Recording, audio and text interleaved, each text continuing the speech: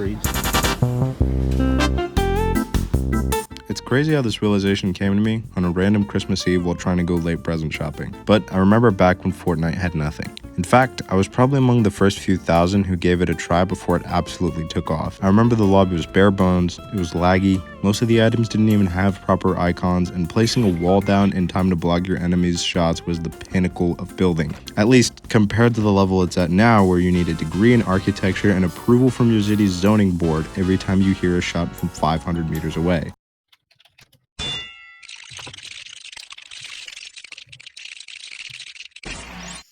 But as Fortnite got bigger, its marketing got bigger as well. Events, tournaments, even a World Cup. And as it grew, its interaction with its community grew as well.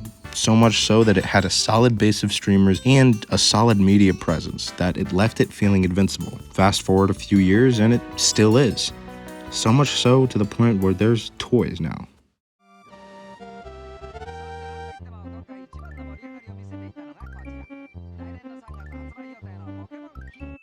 Now, franchising in video games is not new by any means. One of the best examples of video game franchising is Pokémon. What started out as a Game Boy game would become a smash hit, as well as one of the titans of the game industry and a staple of any home in the late 90s and early 2000s. In fact, this bit on Wikipedia describes Pokémon in an insane level. It has a television show with over 20 seasons and 1,000 episodes in 192 countries. The Pokémon trading card game is the highest selling trading card game of all time, with over 43.2 billion cards sold. And in addition, the Pokémon franchise includes the world's top-selling toy brand, an anime series, a live-action film, books, comics, music, merchandise, and even a temporary theme park. In fact, Pokémon is such a big brand at this point that it doesn't even need its games to be good. Because what's the point if you're making billions off of everything else? And obviously, other games are trying to replicate that success. Mario is about to get a movie, Minecraft has been selling merch for years, and those are just the few examples that come to my head. In fact, the more I think about it, the more that many other video games also have a merch or a toy line. So why? Out of all the games I've seen, all the video game toys I walked past on the shelves, all the instances I remember kids wearing a Minecraft hoodie and trading Pokemon cards, does a random Fortnite toy from a season I don't even recognize catch my attention? I guess it's probably a more simple answer than I'm making it out to be. I remember spending late nights on Fortnite, screwing around in a build battle or trying to break the game in a creative world. Trying to get into the same solo lobby with a friend and teaming up only to have an epic duel all at the end.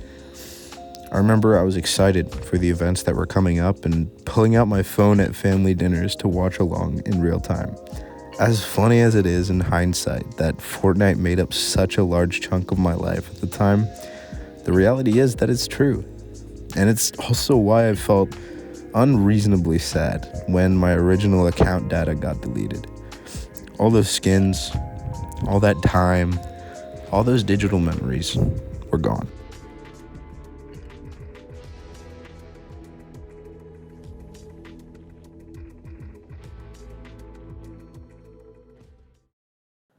I guess in the end of it all, that's why it's so weird to see those toys on those shelves. All of the memories, all of the friends I had at the time, all of the dollars spent on skins and all of those late nights, all of it just reduced to a cheap box with a plastic toy in it. Is it corporate greed? These companies that took advantage of me and look too big to fail?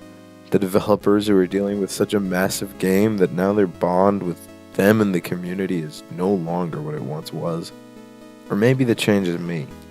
Maybe I'm why these toys are just weird. Maybe it's my memories and nostalgia that I feel around them that's causing the issue. Was I supposed to have this nostalgia? Were these games ever made to make me feel like this? Maybe. Maybe the answer to all of this is that yes, I'm an idiot for believing in it. Or no, it's just a game and you're reading into it too much. But I can't say I fully know. One thing I do know, however, is that these toys, despite their meaning, or despite what they mean to me, are just too expensive, which is why I just ended up getting my sister a toy T-Rex for Christmas instead.